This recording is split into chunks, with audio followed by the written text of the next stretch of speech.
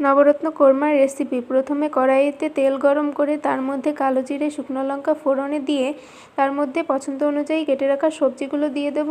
এর মধ্যে আছে ফুলকপি, গোল আলু, মিষ্টি কুমড়া আর ডাঁটা। আপনারা চাইলে গাজর আরও অনেক সবজি দিতে পারেন। তারপরে বড়ি দিতে ভুলে গিয়েছিলাম, তাই সবজির মাঝখানে একটু ফাঁকা করে তেল দিয়ে তার মধ্যে বড়িগুলো ভেজে আবার একটু সবজিটা ভালোভাবে ভেজে নেব। ভেজে নিয়ে তারপরে বেটে রাখা পোস্ত, বাদাম আর কাঁচা লঙ্কাটা দিয়ে দেব। এখানে চীনাবাদাম, কাজু বাদাম যে কোনো বাদাম দিলেই হবে। তারপরে মিক্সি ধোয়া জল দিয়ে সামান্য লবণ আর চিনি দিয়ে আর একটু কাঁচা সরিষার তেল দিয়ে ঢেকে রাখবো কিছুক্ষণ। ঢেকে ভালোভাবে রান্না করে নিতে হবে।